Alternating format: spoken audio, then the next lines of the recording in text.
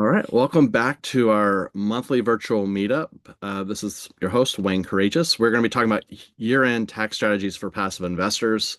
We just finished up our 15-minute or so breakout groups for networking, and so we're going to dive in on this. So we are recording this presentation, and so whether it's a podcast or a YouTube recording, etc., this will definitely be a great resource to come back on and listen. So we meet monthly, the fourth Monday of every month. We don't meet in December, so this will be our last meetup for this year, and then we'll actually I take that back. We're going to move next month's virtual meetup is going to be on the third Monday. So we will be having a meetup for 2025 in December. So more information to come on that. But for the most part, we meet on the fourth Monday of each month, 7 p.m. Central Time. For the first 15 minutes, we do networking breakout. I just find that like really important. It breaks the ice, and you know, you can always listen to a recording and do follow-up questions. But taking advantage of that networking is huge. So definitely invite y'all to join us each month.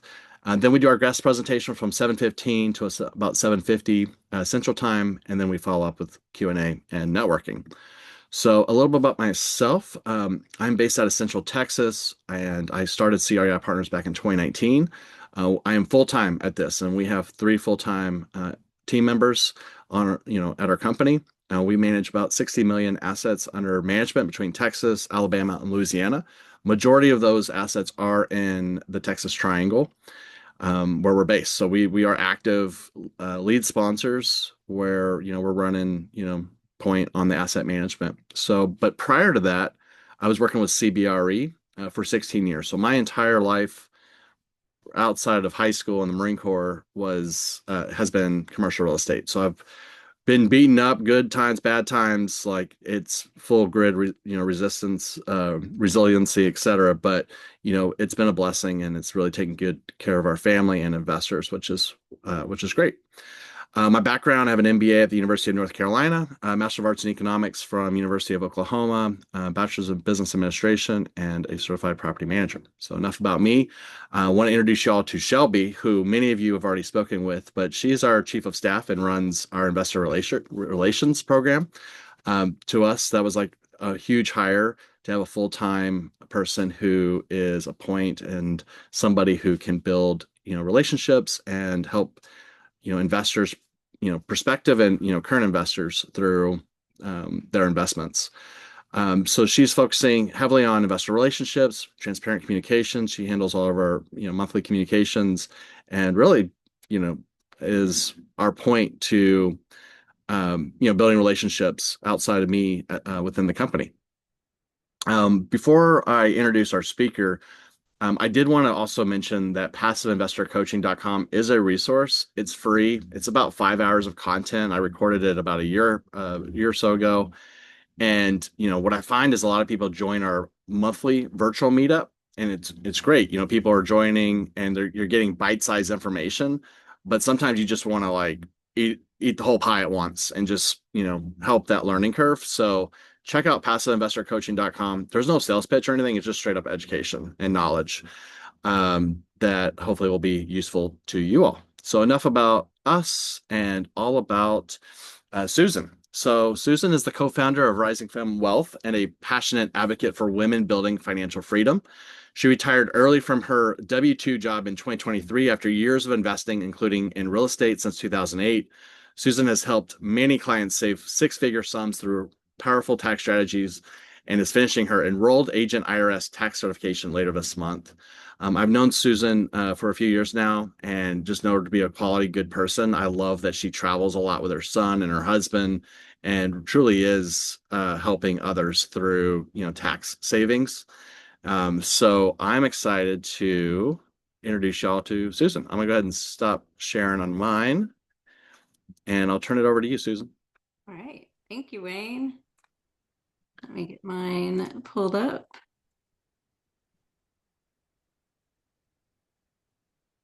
All right. Can you guys see that? We do on our side. All right. Great. So Wayne asked me to come today and talk about 2025 year-end tax moves. And it's a great time to talk about this, right? Because we've got a new tax bill coming into play. So there are some things that are changing. So we're going to talk about some of those interesting things. And also it's a really good time to review your 2025 tax situation and also think about your 2026 tax planning. Also, I wanted to mention my business partner, Caitlin Muldoon, is here, and she can also answer questions in the chat too while I'm talking if anything comes up that you don't want to save to the end. All right, so I have to give my disclaimer, right? So this is not personal, financial, or tax advice. So this is for educational purposes only, and you should always do your own due diligence and consult your appropriate professionals about your situation. All right, so before we get into the tax moves for the end of the year, I wanted to start just by talking a little bit about how income taxes work, because this will allow you to set up your tax planning in a way that is most optimized for you. And we'll look at this a little bit later in the presentation. After I go through the year-end tax moves, I'll show you how all this actually works in tax planning, and we'll look at some examples. But first, I just wanted to show you guys how it's set up so you'll understand what to look for.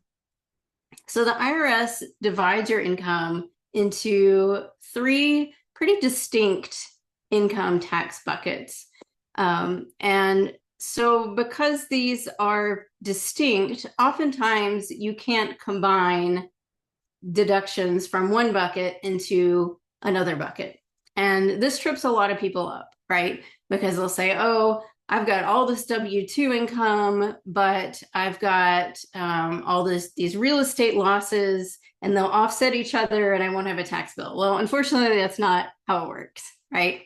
So the goal of good tax planning is really to find deductions that can combine with the type of income that you have in that particular bucket. All right, so if you're still working a W-2 job, or you have a lot of like 1099 income, you're going to want to look for deductions that are going to go against your active income, right? And if you have like a big real estate portfolio, you're going to want to look for deductions over in your passive bucket. And so that's really the goal of optimizing your tax planning. So the first bucket here, which I've been mentioning, is the active bucket. And so that's your active earned income, right? So that's W-2 income, 1099 income, hourly income. If you're running a business that's passing through onto your own tax return on Schedule C, that's going to be here in your active bucket.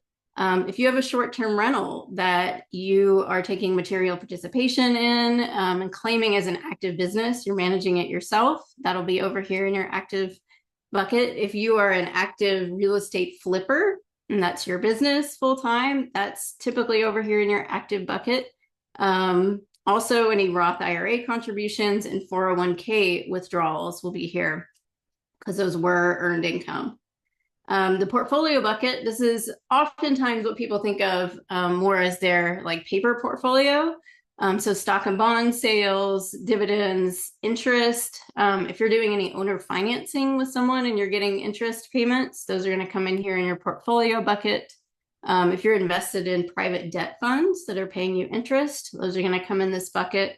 And then also sales of non-business assets. So this would be like if you are a collectible, if you have a collectible car, right, then you're selling that, that income would come in here. If it's not like your full-time business, but it's just a thing that you did and you made a bunch of money, that income would be here. And then over here in the passive bucket, we've got rental real estate syndication income.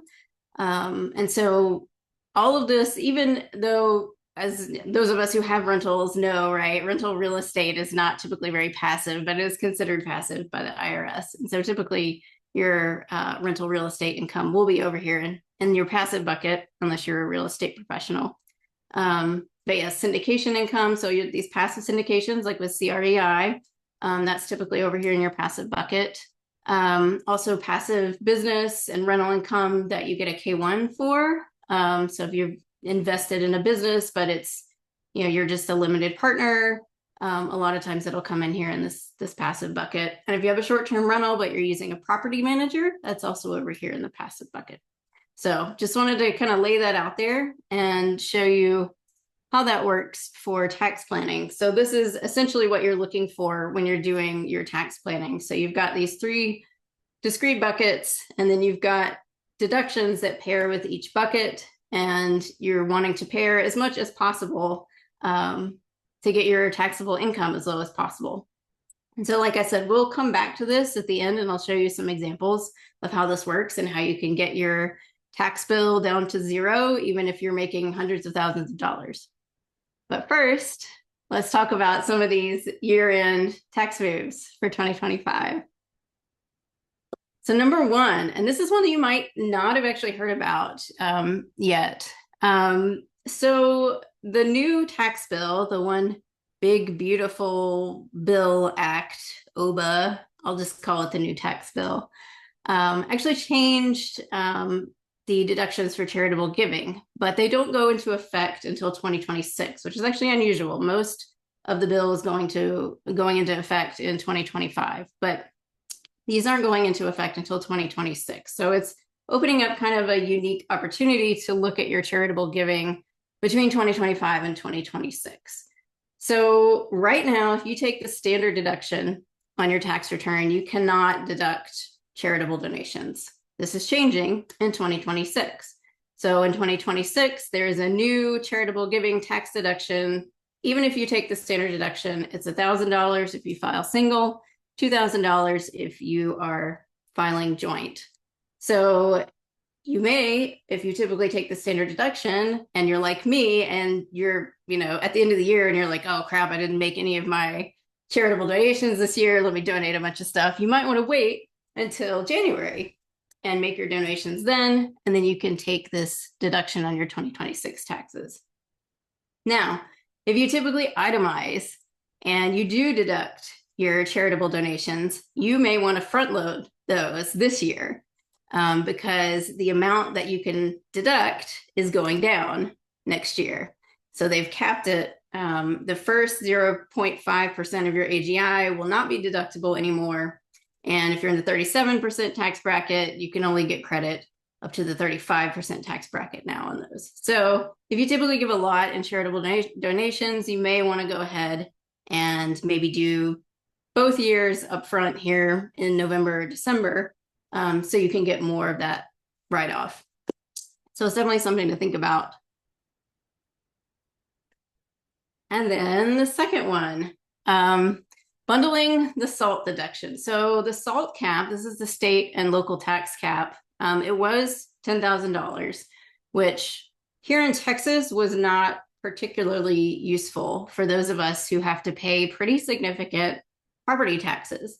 So if you're in a state that has high property taxes, like Texas, this new expansion of the SALT cap can be huge for saving on taxes. So this is for people who itemize, right?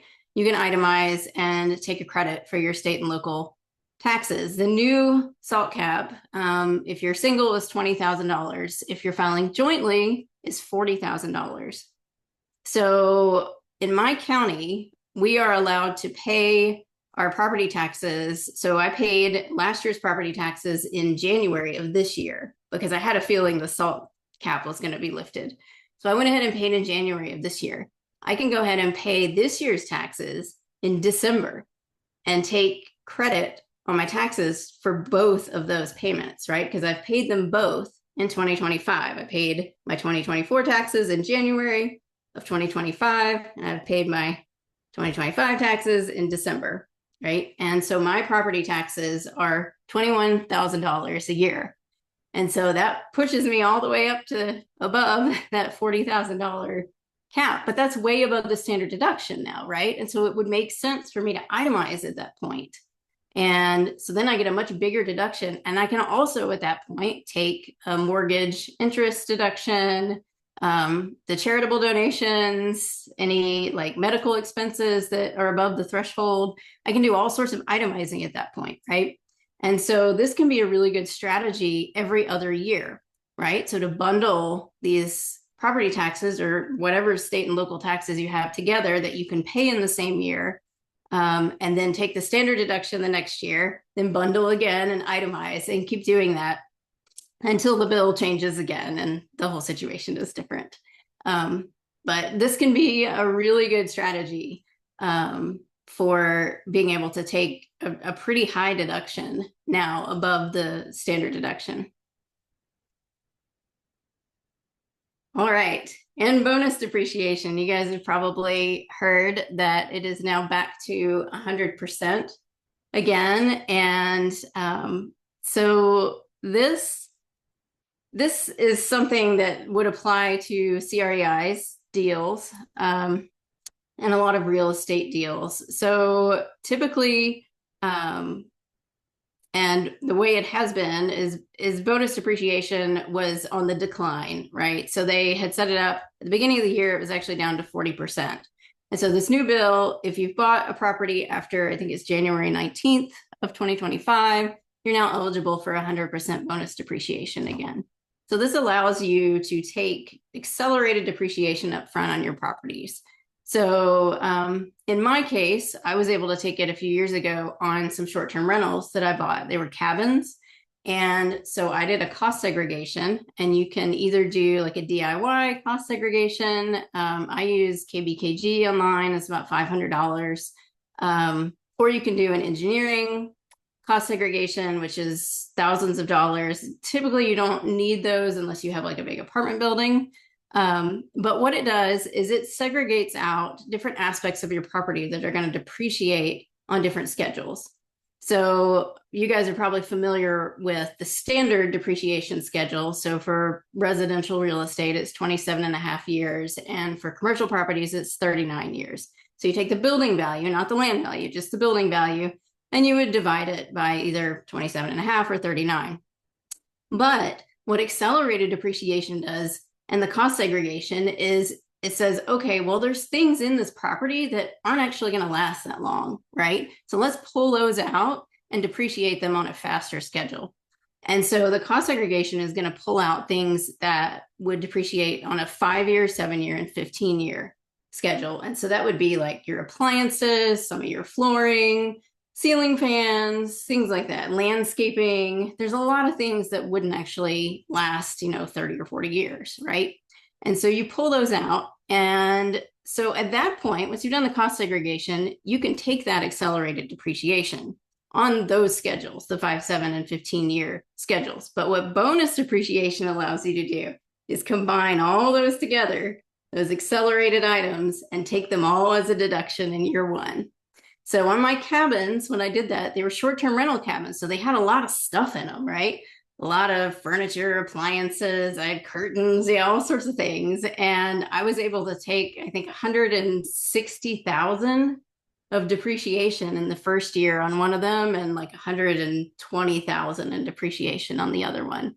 So this can be a really powerful tool because you get that write-off right up front. So if you're offsetting other income, this can be great for kicking that tax bill down the road. So if you've sold another property and you've got a big gain coming your way that you're going to have to pay taxes on, buying another property and doing bonus depreciation can be a great way to kind of roll that gain and kick that can down the road. And you don't have to pay a tax bill yet because you've got this big loss to offset it through depreciation.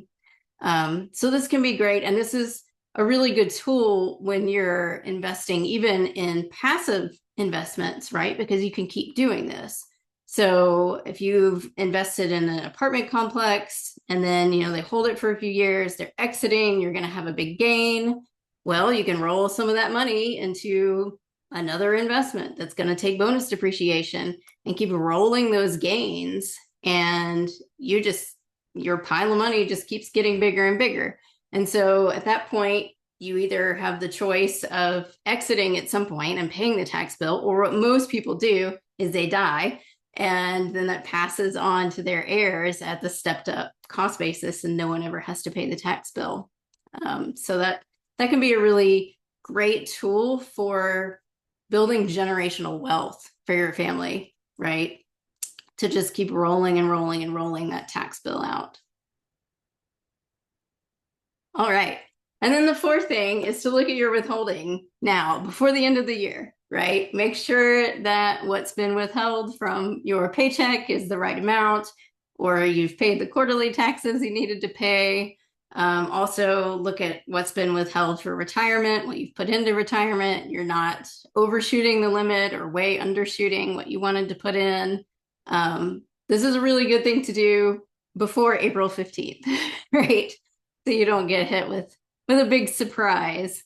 And a lot of people, especially couples, will end up with a tax surprise, right? Because they've set their withholding for their personal salary. Usually it'll be set, they'll just set it by default, right? Based on whatever they personally are making without considering what the spouse is making.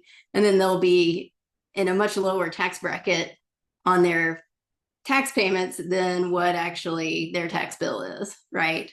And so that's definitely something to consider. Like, are you having enough withheld if you actually have two people working, or say you have your W-2 job and a bunch of rentals that you're making money off of, or a side hustle that you're making money off of. So now is a good time to look at all that and just make sure everything's on track before the end of the year. All right. And then another good thing to do is to finalize your Roth IRA conversions. So these actually have to be done before December 31st. So a lot of people don't realize this because you can contribute to a Roth IRA and your traditional IRA until April 15th. But if you're doing a Roth conversion, it has to be done by December 31st. So if you're thinking about that, if you're moving money from a traditional IRA to a Roth IRA, you've got to go ahead and get that done. And there are two schools of thought actually about when you should do a Roth IRA from a tax perspective, a Roth IRA conversion from a tax perspective. So there are people who feel like you should go ahead and do it all at the beginning of the year, so you can go ahead and get that rolled over and let it grow tax-free for the rest of the year, which I think is great. Or there are people who do what I do and wait until the end of the year to do it, because I don't know exactly how much I'm going to want to convert, right? So I'm kind of waiting to see where my income is settling out, because you have to pay taxes, right, on that money that you're converting from a traditional IRA to a Roth IRA. And so I don't want that to bump me up into some huge, tax bracket. And I also don't want it to ruin my ACA number that I'm using, to get ACA, Affordable Care Act subsidies, right? So I don't want to cause a lot of problems, right? So I tend to wait on most of my Roth conversion and do it towards the end of the year. But you definitely want to get it done. And I would say don't wait until December 31st, because the paperwork usually takes a little while to go through. So probably mid-December, I would say, go ahead and get that done.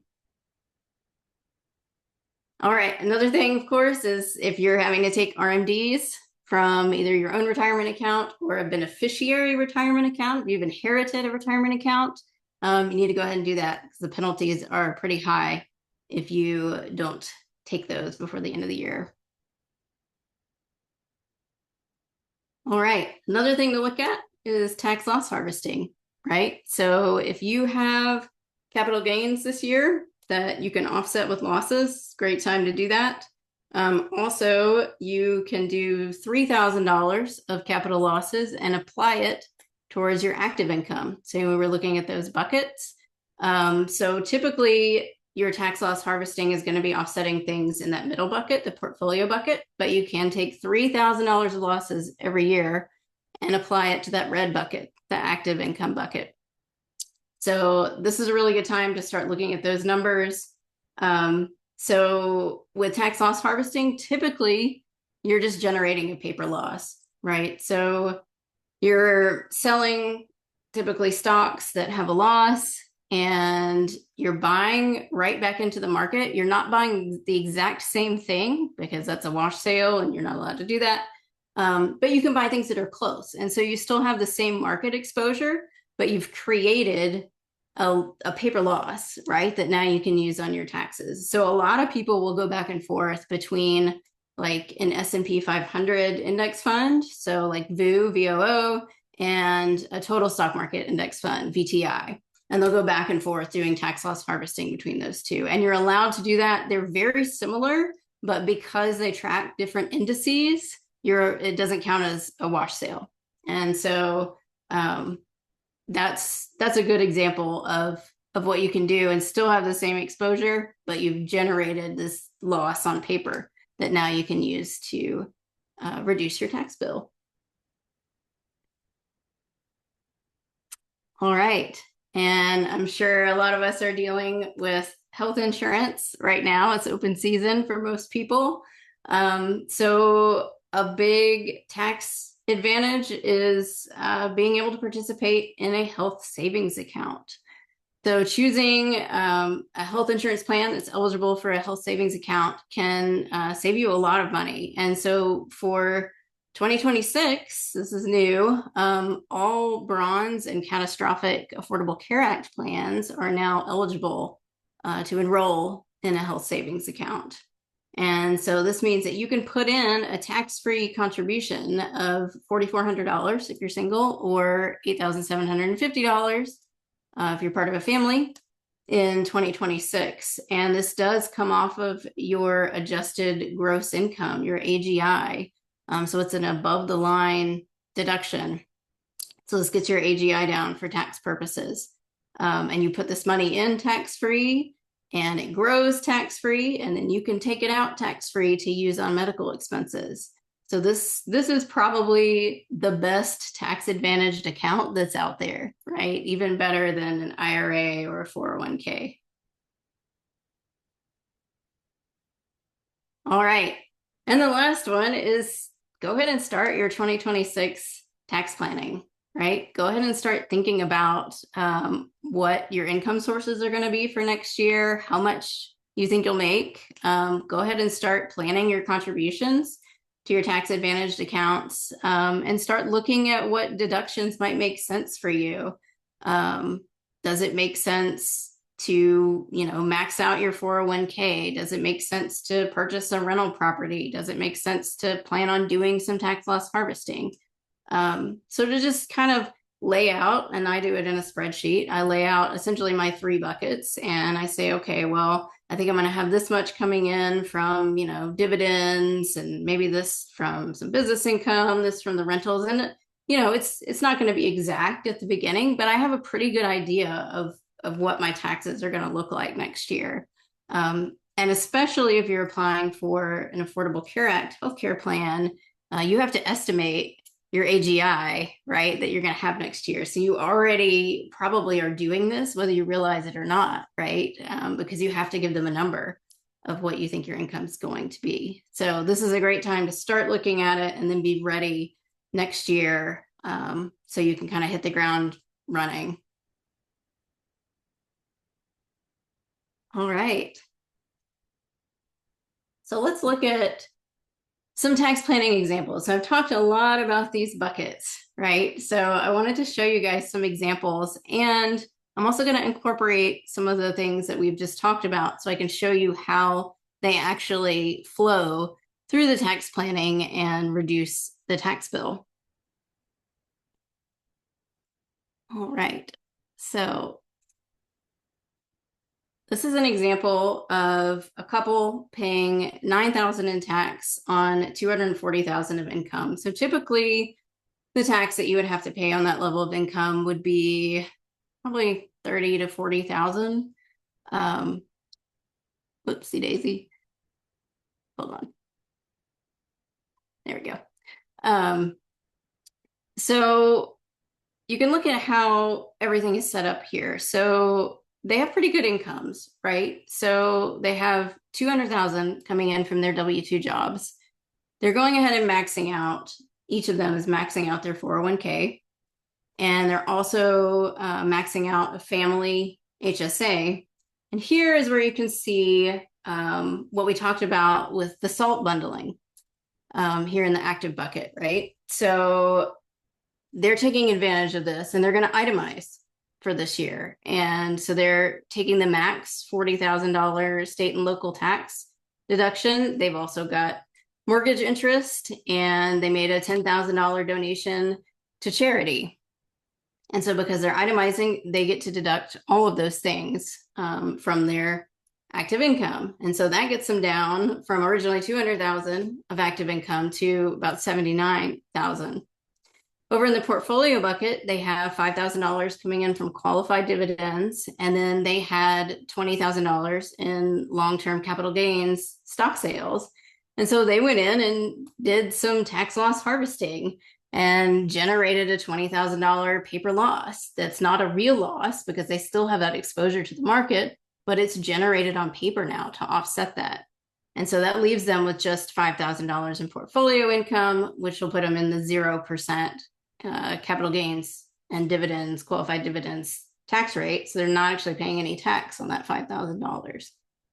Over here in the syndications, right? So in the passive bucket, they invested in a syndication. They got $15,000 in distributions from their syndication. And that syndicator took bonus depreciation. And so they had actually more than a $15,000 loss, but they'll carry over the rest of it. So that's a $0 passive income bucket, right?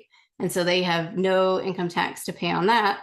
And so now what would have been this huge tax bill is now only about $9,000. And, if they have kids, they get another tax credit off of the tax bill. So there's the child tax credit. And because it's a credit, right, you get it off the tax bill. It's not a deduction. And so each child is worth, I think, $2,200 now. So if they have 2 kids, they can cut this tax bill in half even from this. If they have more kids, they could get down to 0, right? So this is how all this stuff starts working, right? And I think a lot of times, you hear all these terms thrown around, but it's really hard to kind of visualize how all this actually gets set up in your income buckets, right? What does this actually look like when you're setting up a tax portfolio? And so I think this is really helpful to see, okay, well, here's this bucket, here's what's coming in, and here's what's coming out. And so let me show you another example here. All right. So here's an example of $0 in tax on $465,000 in income. So that's a lot of income to pay no taxes on, right? So in this case, and this is a pretty common situation with real estate investors, one spouse will continue working a W-2 job and the other spouse will get real estate professional status. And so you have to have, the 750 hours in real estate. It has to be the primary thing you're doing. Typically, you've got to manage rentals or be a real estate agent. There's different things that qualify, right? So in this case, one spouse was continuing to work their W-2 job, making $200,000 a year. They also had a big rental portfolio that the other spouse was managing. And because she was managing the whole portfolio, she was able to take real estate professional status. And what this does is this is going to take all of that rental and real estate income that you typically would have in your passive bucket, and we're going to dump it into the active bucket because that makes the real estate an active business at that point, right? So when you claim the real estate professional status reps, you're saying, this is my business. This is my active business. This is what I do most of the time. I want it considered an active business. And so that dumps all of that passive real estate into the red active bucket, which is really helpful if you've got a lot of real estate losses, you've got depreciation, and you're trying to offset some active income from, say, your spouse's W-2 job, right? So in this case, they were able to do that. They were able to dump all that income, rental income, over here into the active bucket. And then they also did a Roth IRA conversion that they were able to do because their tax bill got so low. So they didn't do that up front. They did that later on when we were like, okay, well, you're 35,000 in the hole. Let's go ahead and do a Roth IRA conversion, and you can move that money tax-free. So the spouse that was still working the W-2 job maxed out the 401k, they maxed out health savings account, also put some money into a limited expense FSA. So that is for dental and vision. Some employers will offer those. They got their standard deduction. And then they also had, like I mentioned, these rental losses. So these are expenses. This is depreciation. And it was depreciation from that year and depreciation that they were carrying over. And then they also had invested in syndications that were throwing off bonus depreciation that year. So they were able to take a huge deduction from that too. And so if you claim real estate professional status, something you can do on your taxes is do a grouping election. And you can group all of your real estate investments into that business. Even the syndications, which are technically passive, you can group them and say, this is part of my real estate business. And you can move all of those too into this bucket. So at that point, they're down to $0. They're paying 0% taxes on this active income. They had $10,000 in dividends, qualified dividends coming in.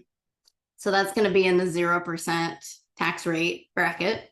And so this also gave them the opportunity to do some tax gain harvesting, which is interesting, right? It's the opposite of tax loss harvesting. So this is when you go in and you sell your stocks that have grown and you go ahead and harvest those gains at a lower tax rate. So they knew that they were going to be in the 0% tax bracket for long-term capital gains and dividends. So that tax bracket goes up to currently a little over $96,000 for married filing jointly.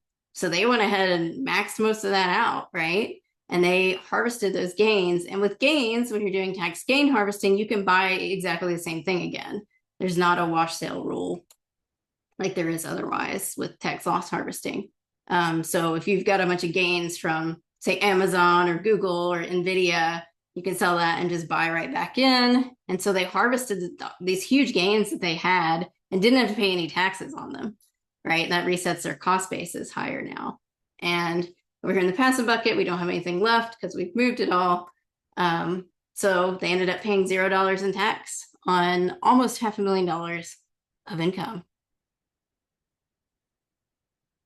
And the last example I'll show, this is what a lot of people who are early retired end up doing or retired. So this is a case when you no longer have active income coming in. So you're not working a W-2 anymore. You're living off of your portfolio and your passive investments at this point. So in this case, this again was a couple. And so they wanted to really push up that qualified dividend tax bracket, right? Like I mentioned, the 0% tax bracket, which is a huge tax savings to take advantage of. So they knew that they would be paying 0% up to $96,700 in qualified dividends and long-term capital gains. But they also had 2 children, right, that were going to give them a tax credit at the end of $4,400. And so we knew that we could generate some taxes and then offset that with the tax credit. So we went ahead and pushed that up to $126,000. And so they had the 0% up to $96,700, and then the 15% tax rate between $96,700 and the $126,000. And then that was the $4,400 tax bill, which was offset by the 2 kids. And then they had the standard deduction they knew they'd be able to take. So we went ahead and used that on a Roth IRA conversion. So they were able to convert $31,500, which is the standard deduction right now, for that money. And so that was pretty amazing, right? So they originally earned that money, didn't pay taxes on it. They put it in their 401k, rolled it to a traditional IRA without paying taxes. Now they've rolled it to a Roth IRA without paying taxes, and now it can just grow tax-free forever, right? So that money was never taxed. If you could find a way to do these Roth IRA conversions when you're in a 0% tax bracket, it's pretty amazing. And then in the passive bucket, they had a bunch of real estate income coming in. They invested in, syndications and rentals. But then they also had all these losses, right? Because some of them took bonus depreciation. I think as you invest more in real estate, especially in these syndications, you'll find that you tend to accumulate passive carryover losses. So me personally, I have over $500,000 of passive carryover losses right now. So I don't pay taxes on any of my real estate income coming in because it's just absorbed by these losses. And so when I get to a point where I have something exiting or I've used most of those losses, what I'll do is invest again, right, in something else that's going to take bonus depreciation up front, and I'll repopulate those losses and so I can continue, hopefully, not paying taxes on that real estate income. And so this is really, I think, something that a lot of people aspire to, is setting up a portfolio like this, where you can be generating a lot of dividends and long-term capital gains and be in that 0% tax bracket in your portfolio. And then your real estate, you can have enough losses, and a lot of them are paper losses, right? Depreciation is a paper loss, offsetting whatever income you have coming in. So you're not paying any taxes on that. And then you can do these Roth conversions using your standard deduction every year. So you're moving this money tax free. And so you can have this portfolio that's really sustaining you. Like, this is not a shabby income, right? Like, this person is not eating ramen noodles for dinner every night. This is a good income, but they're paying $0 in taxes on it. And this also will help grow your wealth a lot faster too, right? Because, I mean, normally they would be paying over $100,000 in taxes on this amount of income. But without that tax bill, I mean, their wealth is just going to skyrocket, right? Because they're not having that drag on their income all the time. And so I think this is a good example of where you can get to with your portfolio if you start thinking about the tax planning, right? And how can you set up your portfolio to eventually get to this point?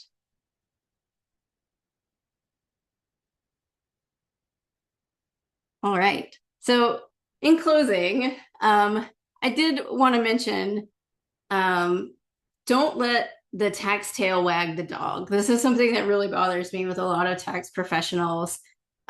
You'll hear them throw out all these things, especially at the end of the year.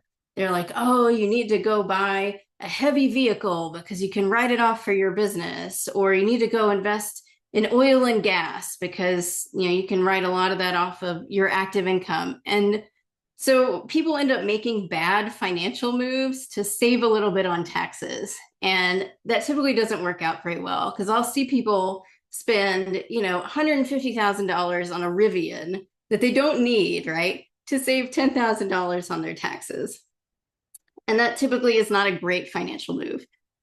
Same with oil and gas, right? You'll make a $100,000 investment to save, 20,000 on your taxes and then lose the whole investment, right? So it's a big net negative overall. And I've seen that happen to a lot of people.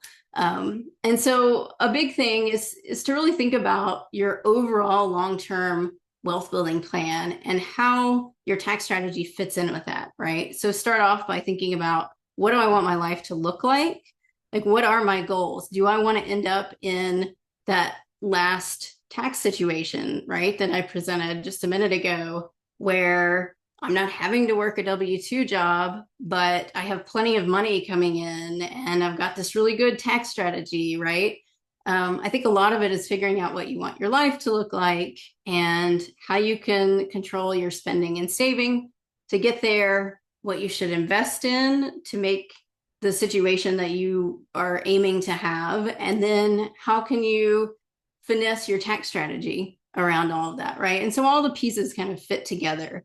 I get, a lot of people will come to me and say, oh, well, I just want to do, a 1 hour tax strategy session with you. And that's really challenging because, I have no idea where they're trying to go with their life, right? Does it make sense for them to get into real estate? Do they like real estate? Do they want to start a business? Are they interested in investing in stocks, or do they want to stay at their W-2 forever? Like, there's so many questions around that, right? And so I think that's why it's really important for people to take control of their own tax planning, right? And really think about where they want to go, and then either work with someone or start figuring it out yourself, right? Like, how does this fit in with a tax strategy? How can I set my buckets up so this will start optimizing my taxes, right?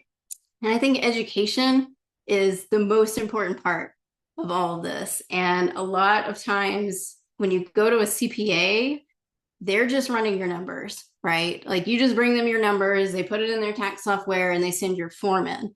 They are not doing tax planning for you, right? They're not investing in real estate for you. They're not contributing to your 401k. They're not doing tax loss harvesting for you. Like, that's really on you, right? to start thinking about and figuring out, okay, these are the things I need to be doing so I can bring these really good numbers to my CPA, right? So I think it's really empowering too, right? To have that education and to really start getting your head around how to set up a good tax strategy. All right. So if you want to learn more, Caitlin and I, we run Rising Fem Wealth. And so we're all about empowering people, especially women, around their finances and their taxes and really what they want to see for their lives. Right. And we have a weekly newsletter that's free, and we talk about a lot of these concepts there. We talk about finances and taxes, and we've got a blog.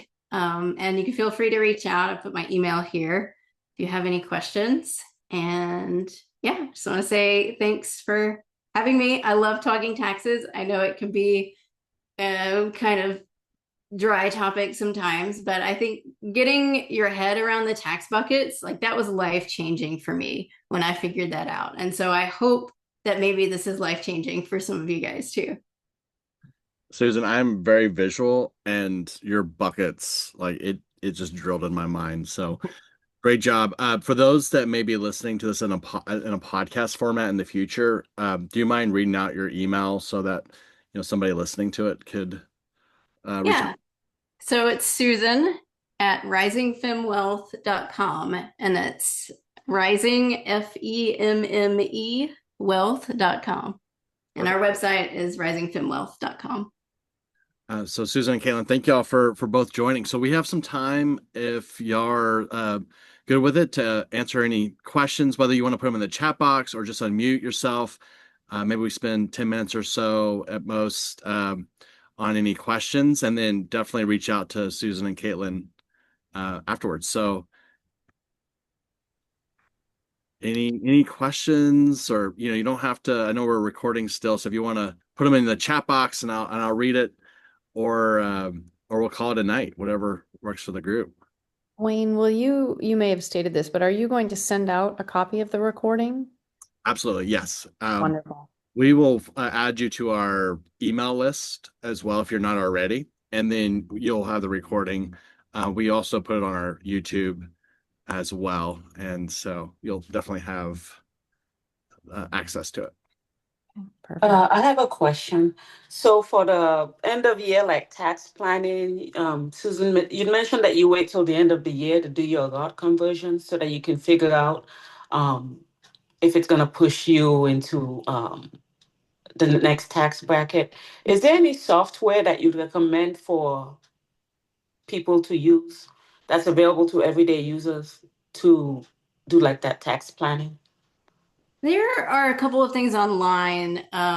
You can look up tax calculators, and they'll help you estimate what your tax bill is going to be. And those are free. Also, you can use whatever, if you do your own taxes, like you're using TurboTax, you can go ahead and start running your numbers in TurboTax and do kind of like a projection, right, for yourself. If you have a CPA, a lot of times you can pay them to do a projection for you. You have to pay extra. It's usually not included with your typical tax filing fee, but they can also run a projection for you. Something that's helpful, I mentioned the tax bracket thing. A lot of people, a question I get asked a lot is, what's the right amount of Roth conversion to do, right? And so I'm a big fan of the 24% tax bracket. It's a really large tax bracket, and the next one up is 32%. And so there's a big jump after that. And so if you're in the 24% tax bracket, that can be a really good one to try to max out with your Roth conversion and just don't go over it, right? And just go ahead and max that out at the 24%. And so that's something I tell a lot of people when they're asking, well, how do I even use these tax brackets, right? And for me, I mean, I'm limited by my Affordable Care Act AGI that I've estimated, right? So I don't want to go over that, especially starting next year, right? Because there's a cliff. The 400% FPL cliff is back. And so if you go over that number, you lose your entire ACA subsidy. for the past few years, they've had it like a gradual descent past that number. Now the cliff is back. And this is one of the reasons the government was shut down, right? They were trying to do away with the cliff again to help people out. But now the cliff is back. And so if you go over that number, you're going to lose your whole subsidy. And so that's a good reason for me to wait until the end of the year, because I really don't want to go over that number and have to pay, you know, $2,000 or $3,000 a month in premiums, right?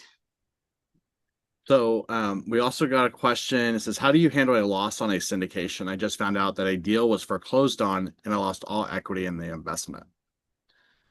All right. So this is an interesting question, right? Because it can be handled in different ways. It depends on what your cost basis is right now in that deal. So if you were in the deal and they took a lot of bonus depreciation, right? Your cost basis could be close to zero already in that deal, and you're not actually going to realize a loss. And you could even have a phantom gain. And this has happened to me before, where I actually had a tax bill on a loss. So that could be the case. And you can look at your last K1, and you know, there's the section on the left where it shows you what your percentage is in the deal, and it'll show you what your remaining cost basis is in that deal. So there, you could be in that situation. Or if that's not the case, if your cost basis is still, say you put 100,000 in and your cost basis is still there, they never paid anything out. It's a really interesting situation, because with these assets, so these are called 1231 assets, and they have a really interesting property where if you have a gain, it's classified as a capital gain. If you have a loss, it recategorizes itself into an ordinary loss, and you can use it against W-2 income. You can move to your active bucket, which is really an incredible property of these 1231 assets. And I'm sure it was some congressman deciding to pass this. So it actually can be a really powerful tool. I mean, it's terrible to have a loss, right? But it may actually be a good tax tool, sort of a silver lining, I guess, if you still have some of that cost basis left in the deal. Great question. Any other questions? What I'm going to do, if not, I'll pause there. Any other questions?